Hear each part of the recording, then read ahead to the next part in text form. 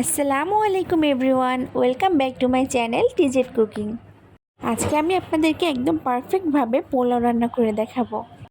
এই রেসিপিতে পোলাও রান্না করলে পোলাও হবে একদম ঝরঝরে, পারফেক্টভাবে সিদ্ধ হবে এবং খুব বেশি ঘ্রাণও ছড়াবে। কোনো প্রকার বাড়তি ঝামেলা ছাড়াই খুব সহজেই তৈরি করা যাবে। আর পোলাও হবে ধবধবে সাদা। এর জন্য শুধুমাত্র কিছু টিপস ফলো করলেই চলবে। চলুন তাহলে আর দেরি না করে রেসিপিটি শুরু করি। আজকে আমি 1.5 কেজি চালের পোলাও রান্না করে দেখাবো। আমি এখানে 1.5 কেজি চালের জন্য 1 কাপ পরিমাণ তেল দিয়েছি। এবার তেলের মধ্যে 2 টুকরা দারচিনি দিয়ে দিব। এলাচ দিয়ে দিব 3-4টি। চেষ্টা করবেন এলাচের মুখগুলো ফাটিয়ে দেওয়ার জন্য। লবঙ্গ দিয়েছি 4টি। 2টা তেজপাতা টুকরো করে দিয়ে দিব। এবার মশলাগুলোকে প্রায় 1-2 মিনিটের মতো একটু তেলের সঙ্গে নেড়েচেড়ে ভেজে নিতে হবে। এতে করে মশলার খুবই সুন্দর একটা ফ্লেভার বের হবে। চারিদিকে ঘ্রাণে মোমো করতে থাকবে। এই পর্যায়ে বড় সাইজের 2টা কুচি করা পেঁয়াজ দিয়ে দিব। এবার পেঁয়াজটাকে তেলের সঙ্গে কিছুক্ষণ নেড়েচেড়ে হালকা একটু নরম করে নিতে হবে। খুব বেশি লাল করা যাবে না। পেঁয়াজটা যদি বেশি ব্রাউন হয়ে যায় তাহলে কিন্তু পোলাওয়ের কালারটা সাদা হবে না। পেঁয়াজটা একটু নরম হয়ে আসলে এর মধ্যে দিয়ে দিব আদা ও রসুন বাটা 3 চা চামচ। এবার ততক্ষণ পর্যন্ত নাড়তে থাকবো যতক্ষণ না পর্যন্ত আদা ও রসুনের কাঁচা গন্ধটা চলে যায়। মশলাটা ভালোভাবে কষানো হয়ে গেলে এর মধ্যে পানি দিয়ে দিব মোট 2.5 লিটার। এখানে পানিটা বোতল দিয়ে মেপে দিলে সবথেকে বেশি ভালো হয়। আর যদি 1 কেজি চাল রান্না করেন তাহলে সেক্ষেত্রে 1.25 লিটার পানি দিলে যথেষ্ট। তাহলে পোলাওটা খুবই ঝরঝরে হবে এবং পারফেক্টভাবে সিদ্ধ হবে। এর মধ্যে লবণ দিয়ে দিয়েছি পরিমাণ মতো। আমি এখানে 1.5 কেজি চালের জন্য 3 চা চামচ লবণ দিয়েছি। এবার আস্ত কাঁচামরিচ দিয়ে দিব 7-8টি। কাঁচামরিচ ফালি করে দিতে যাবেন না, তাহলে কিন্তু পোলাওটা ঝাল হয়ে যাবে। ঢাকনা দিয়ে ঢেকে অপেক্ষা করব বলক আসা পর্যন্ত। পানির মধ্যে কিন্তু বলক চলে এসেছে।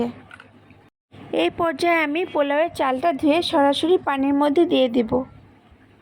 ধুয়ে পানি ঝরা দেওয়ার কোনো প্রয়োজন নেই, অথবা পানির মধ্যে বেশ কিছুক্ষণ ভিজিয়ে রাখারও দরকার নেই। চালটা হালকা পানি সহ দিলেও কোনো সমস্যা হবে না।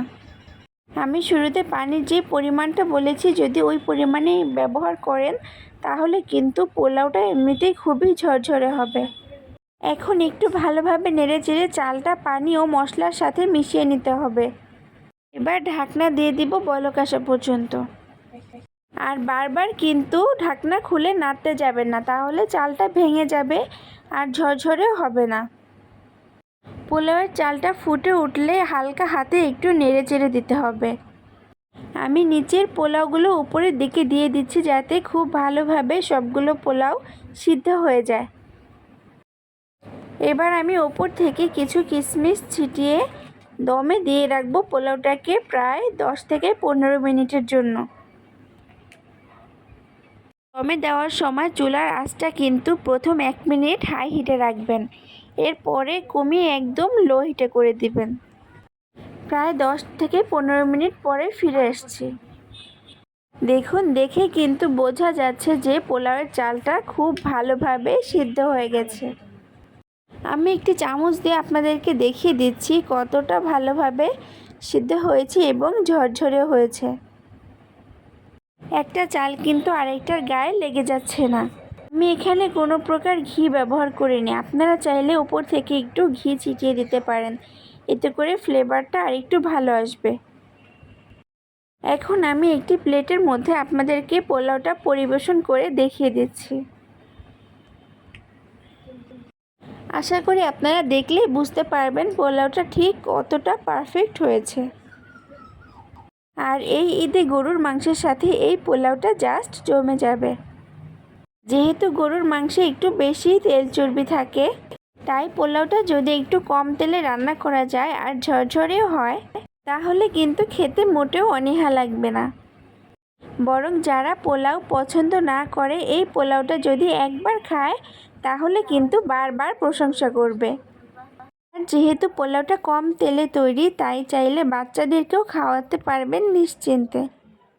আমি পরিবেশনের সময় উপরে কিছু কিশমিশ আর পেঁয়াজের বেরেস্তা দিয়ে দিয়েছি। চেষ্টা করবেন বেরেস্তাটা দেওয়ার জন্য, তাহলে মুখে পড়ার সাথে সাথে খুবই ভালো একটা ফ্লেভার আসবে। আর যদি কেউ বেরেস্তা পছন্দ না করেন তাহলে চাইলে স্কিপও করতে পারেন। কম তেল মশলার এই পোলাওটি এই ঈদে সবাই একবার হলেও ট্রাই করবেন। স্টেপ বাই স্টেপ ফলো করলে আশা করি আপনার পোলাওটিও একদম ঝরঝরে হবে। আর অবশ্যই লাইক, কমেন্ট এবং শেয়ার করতে ভুলবেন না।